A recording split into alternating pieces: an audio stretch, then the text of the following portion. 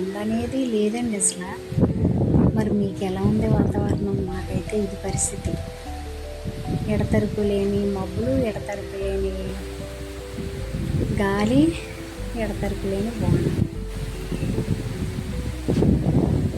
నేను మొన్న మధ్యలో వర్షం కురిస్తే దీపావళి ముసురు కదా, దీపావళి వెళ్ళాక ఇంక వర్షాలు ఉండవు అనుకున్నాను. దీపావళి వెళ్ళాక మరీ దారుణంగా ఉన్నాయి వర్షాలు.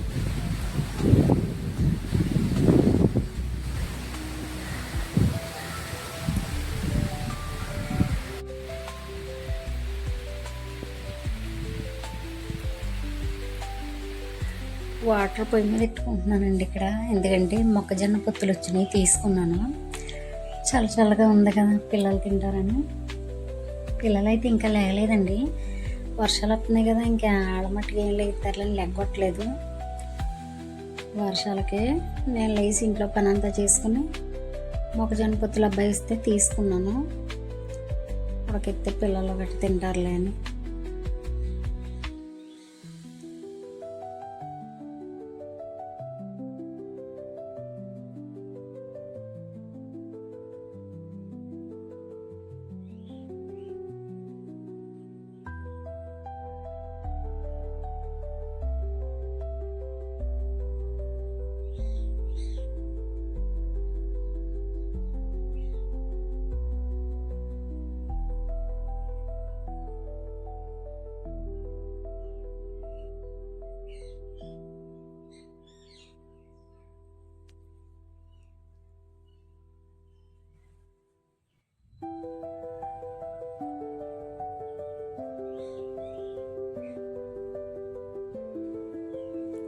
మన ఇష్టం అండి, మనం పొట్టుగా ఉడకేసుకున్నా పర్వాలేదు. నేనైతే ఇలా ముక్కలు కట్ చేశాను, ఇరిసాను.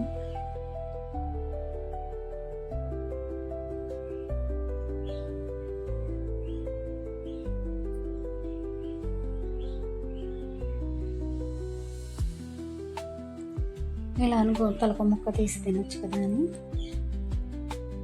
చేశాను అన్నమాట. వాటర్ అయితే నేను ముందే నీళ్ళు పెట్టాను కదా, కొంచెం గోరెచ్చి పడ్డాయి. ఇరుసుకున్న ముక్కలు కూడా అందులో వేస్తున్నానండి.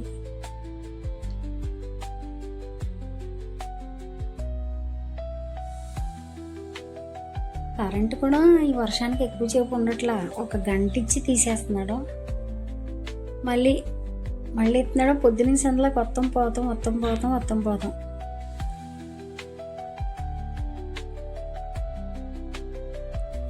ఉడికిపోయినట్టేనండి.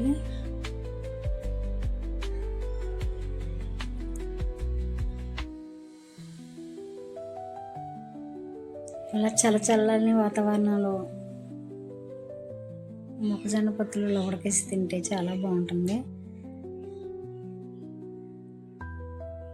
మనకు బాగుంటుంది తినడానికి.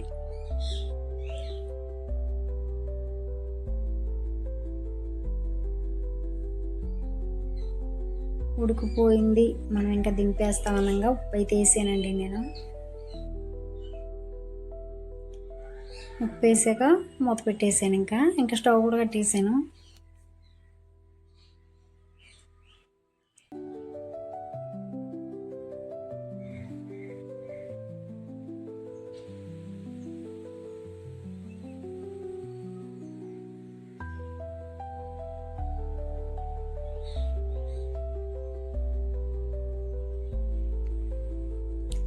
మీ దగ్గర నిమ్మకాయ కారం ఉంటే పైన రాయొచ్చండి, అలాగే స్వీట్ కార్న్ కింద. ఎందుకులే ఉప్పేసి ఉడకబెట్టాం కదా అని ఇంకా నిమ్మకాయ గట్టి ఏమి రాయలేదు. లేత పొత్తులు, లేత గింజ చాలా బాగుందండి ఈరోజు వీడియో అయితే ఇది.